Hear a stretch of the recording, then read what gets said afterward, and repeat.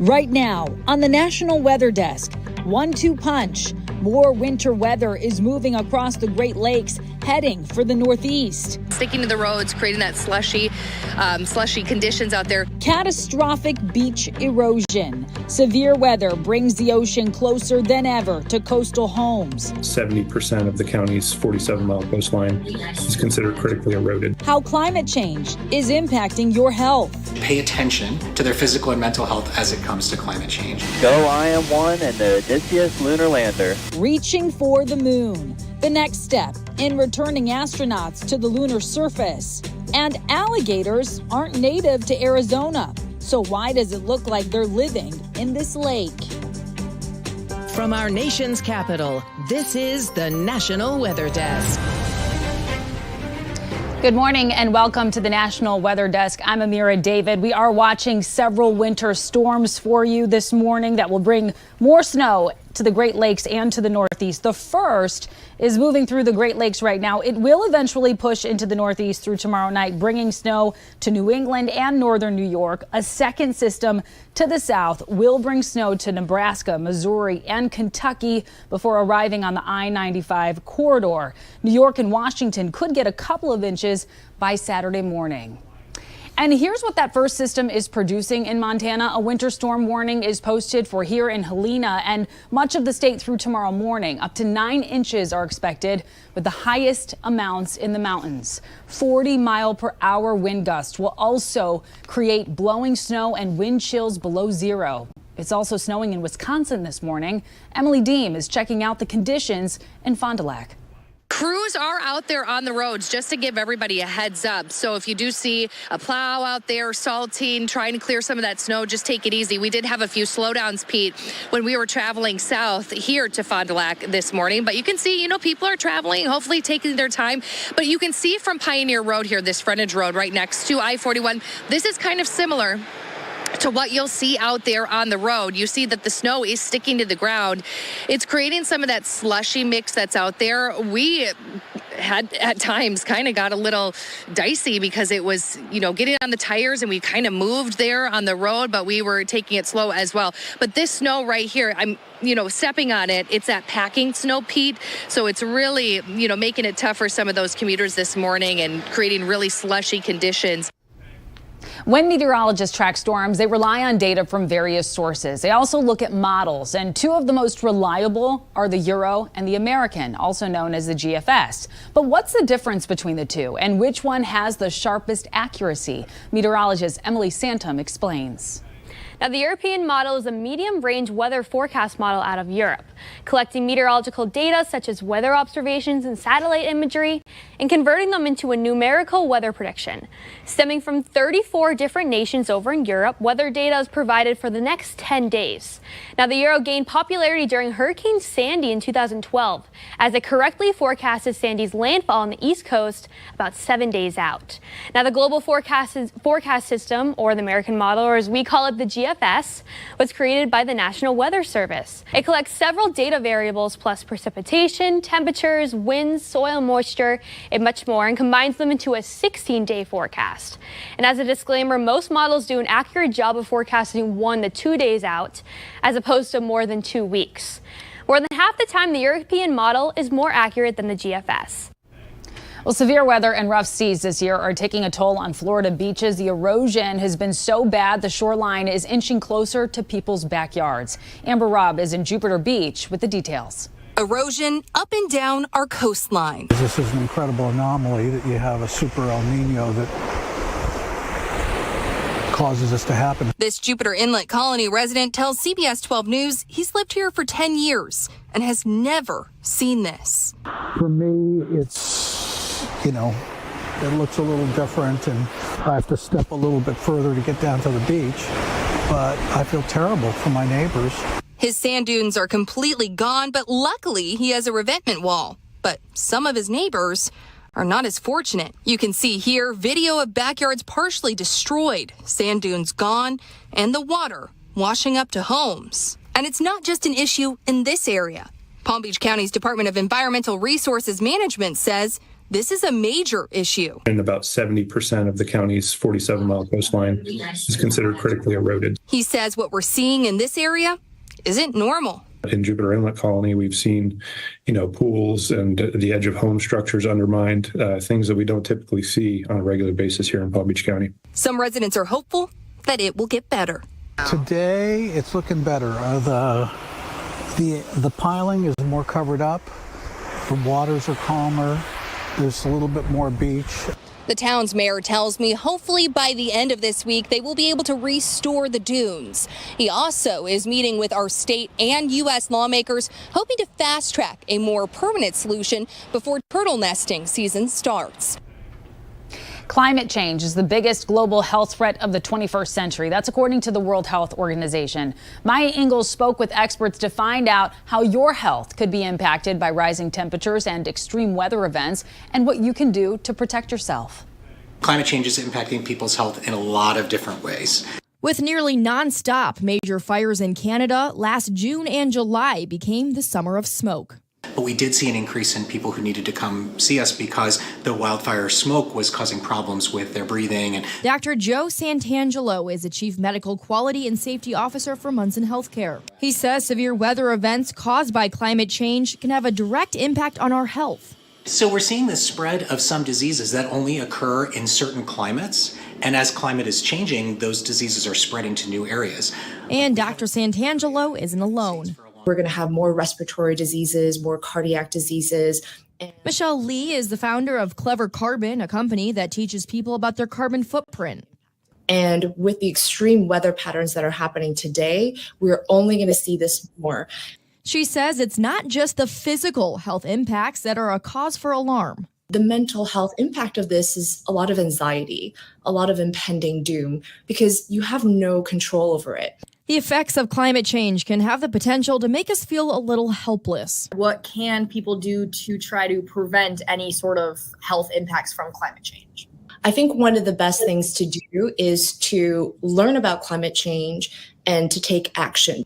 Dr. Santangelo says to stay informed about weather forecasts and advisories. And Dr. Santangelo says the best thing you can do for your health is be prepared.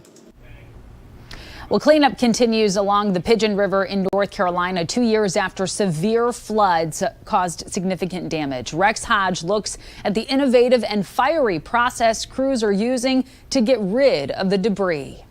Stumps, branches, wood. But they just put the debris over here in the pile and we burn it. How hot does that thing get? Very hot. Burris offered to build the incinerator on one of his Rockman construction yards in Bethel, keeping costs low for Haywood County. There's specs that you have to go by. The idea is the fan to blow over the pile, blow the smoke around, and make a vortex. It took some doing. Got the fan the right elevation, got the blocks the right elevation to make it all work. It is working. Any metal is removed and can be recycled. Other trash goes to the landfill. But the wood is burned up instead of being ground up, leaving behind a messy mulch, likely ending up in a landfill as well. And it's all per regulation? All per regulation. Our quality comes out here and looks at it and checks it out. Everything's great. Burris is no stranger to flooding. His business, especially equipment, was impacted by Tropical Storm Fred remnants 2.5 years ago. He knows how important it is to remove river debris. It's going to create more problems later in another flood. And we need that out of there for sure. 5, 4, 3, 2, 1, ignition, and liftoff. There it goes. The Odysseus lunar lander, nicknamed Odie, successfully launched from NASA's Kennedy Space Center in Florida overnight. NASA hopes it makes the first touchdown on the lunar surface in more than 50 years. The mission is part of the plan to return astronauts to the moon later this decade. Well, 2 paramedics avoid a disaster while transporting a patient on a Massachusetts interstate during Tuesday's nor'easter. As they were driving, a car came across the median and rolled over several times directly into their path.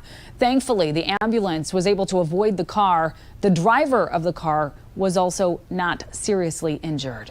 And coming up on the National Weather Desk, we're going to find out how this winter's lack of ice on the Great Lakes could lead to lower water levels this summer. And we head to Indiana to find out how an unusually warm winter is causing an early start to the maple syrup season.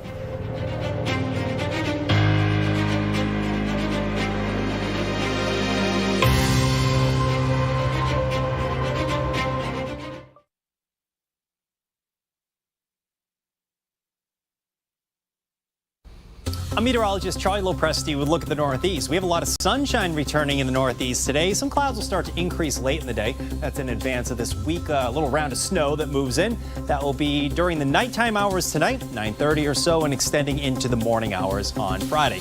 It's moving out on Friday with developing sun. The wind picks up again with temps running in the 30s for highs. We'll have to keep an eye on a little storm system on Saturday. This one right now looks like it's going to stay mostly off to our south. I'm Chief Meteorologist Gerard Jabali. Here's a look at the Mid-Atlantic region. Going into your Thursday will be a little milder. Temperatures reaching around 50 degrees for the Baltimore area. Thursday night, a front's going to go by. It's mostly dry, bringing some clouds. And then your Friday actually will be a little bit cooler on the other side of that front. We do have another storm system setting up that could bring some snowfall to the area. But once again, at least we will be milder going through your Thursday before chillier on Friday. I'm meteorologist Vitas Reed. Here's a look at your southeast forecast highs for the day. Looks like we're seeing a high of 66 in Nashville, as well as Raleigh. Charleston about 69 degrees. Pensacola 66. Mobile coming in at 69. We'll see those mid-upper 70s from Tampa down through West Palm. High pressure pretty much in control over the southeast, giving us nice sunshine out there. Still a little cool over parts of the Carolinas and Tennessee, but it looks like we're going to see just a little bit of stream of clouds. Our next weather maker will be bringing in some moisture as we get into later towards the weekend across the area.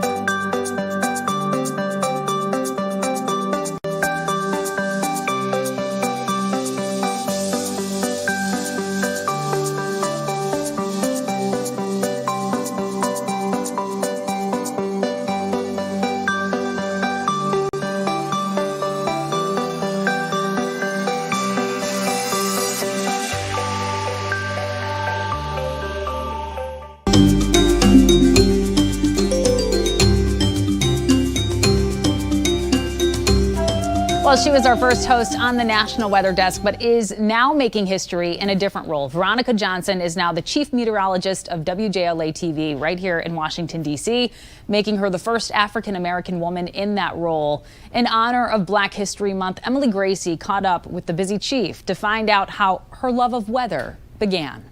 When I was in high school, I took Air Force ROTC and actually thought I was going to go into the service. And I had two instructors that were both pilots. They would actually have us map out our own flight path from point A to point B. And it seemed so exciting. But I said to myself, you know, I really love this idea of studying the atmosphere and the weather. So at that point, did you think, oh, maybe TV's where I want to head? Or was it still kind of not at all?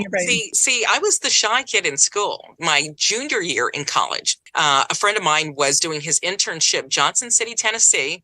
Shout out to the wonderful Mark Reynolds, kind of guiding me as a young student to say, look, I know you're shy, but this thing of delivering the weather, it's all about the message, right? If you have put together the best forecast possible, that delivery part will take care of itself because you're just telling them what you already know.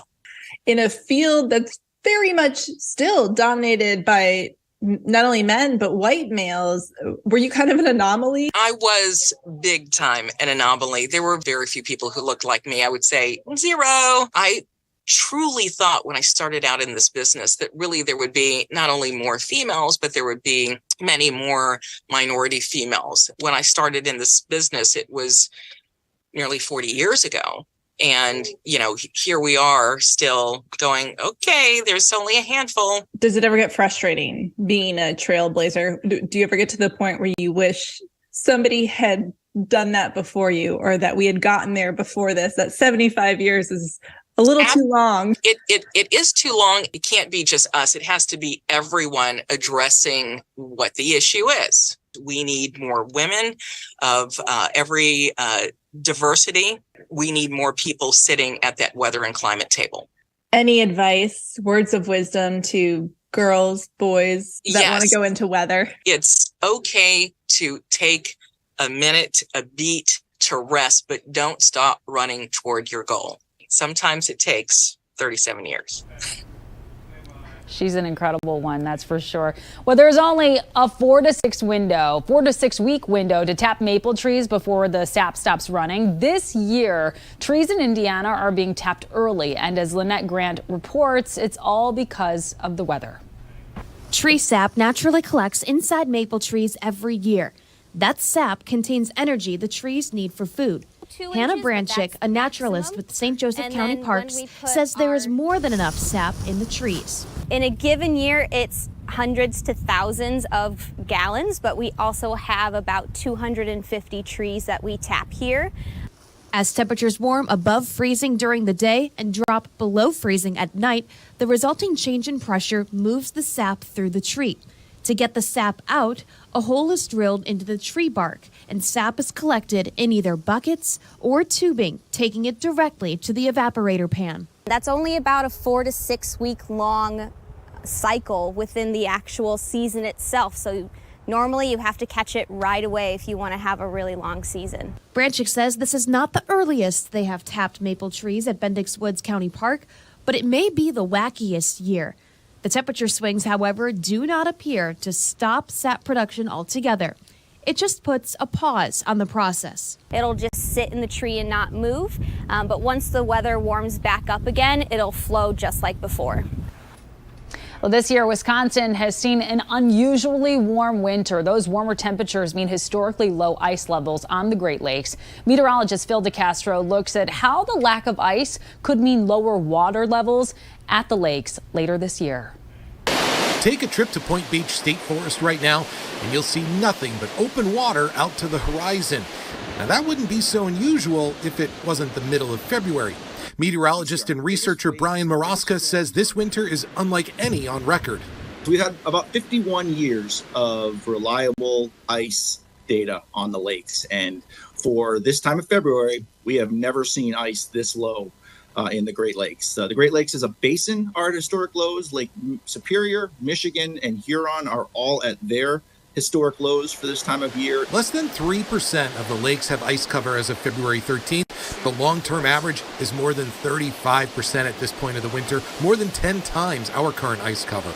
When the lake is this open for this much of winter, it can lead to a lot of evaporation and lower lake levels. But that's not the case this winter. The lakes aren't frozen, but they're cold. When the water temperatures get down to where they are right now, you need real cold air to really evaporate off them. So we're not seeing that cold air, so the evaporation is being kept in check. It's occurring, but it's being kept in check. Just 4 years ago, Lake Michigan reached record high levels in 2020, but the Great Lakes watershed has since returned to a much more balanced state. The green dots that you see here indicate the official Corps of Engineers forecast. The purple dots indicate the long-term monthly average level. So while the latest forecast does indicate that levels might end up being just a touch lower than last year as we head through the summer, they are still forecast to remain slightly above the long-term average. And the differences involved here, by the way, not more than just a few inches apart from one another. So if this forecast verifies, that means there will still be plenty of beach to enjoy this summer, and also still plenty of water for boating and other recreation on the lake as well. Well, in Mesa, Arizona, 9 one-on-one dispatchers have been fielding a ton of calls about danger at a local lake. Reports have been pouring in about alligators in the water, but as Jason Berry reports, what looks like massive predatory reptiles are something entirely different.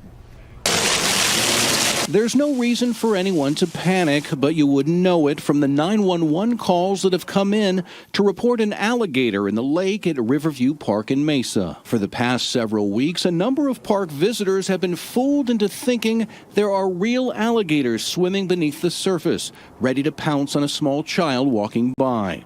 It turns out the rugged reptiles are not real.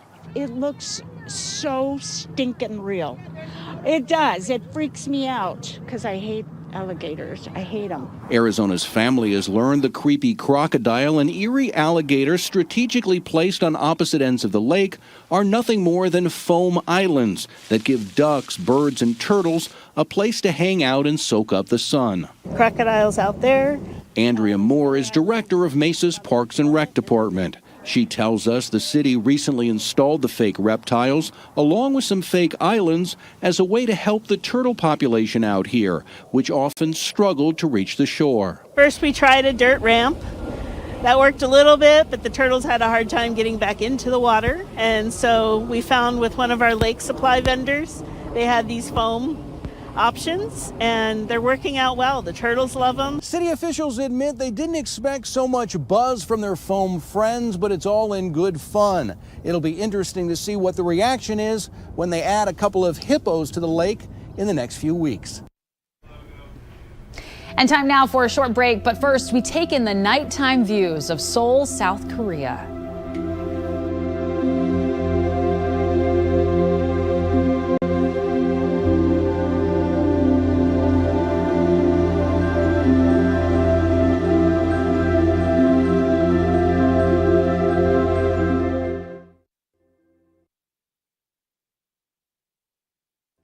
Well, a very good Thursday morning, everyone. I'm meteorologist Andrew Buckmichael. Taking a look at what's on the way for us. We got a little bit of light snow mixed with some rain across the Midwest for the day today.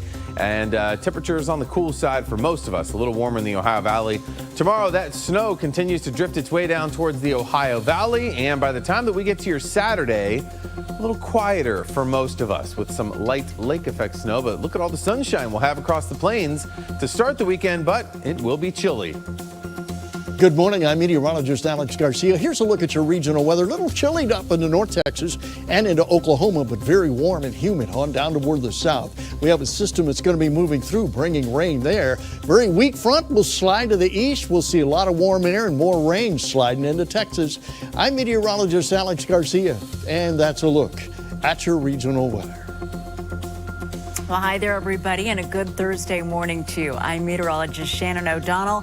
Thawing out after some late Valentine's Day night snow around Puget Sound. Will warm up to 43 later today in Seattle, 65 in Sin City. Look at the 20s back in business over Missoula. Current weather maker, this big system pushing through the west coast, going to bring significant snow near the Continental Divide and the Bitterroots later today. And that's the scene from here.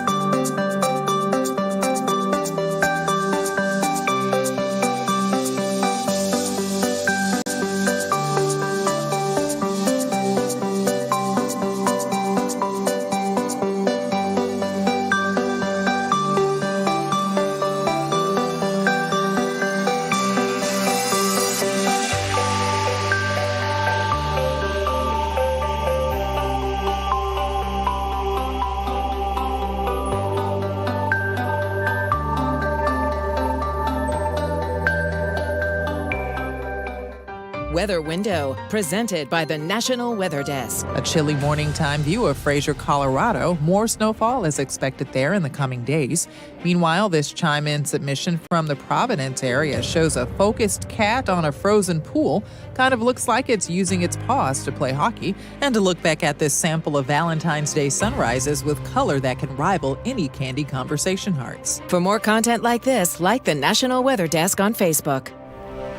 Well, with rain in the forecast on the Daytona 500 is on Sunday, and weather could play a big role in the Great American Race. Right now, there is a 50% chance of rain on Sunday afternoon, and of course, rain means a dreaded delay. And sometimes drivers will wait a very long time for a green flag to drop. Here's meteorologist Dave Dierks.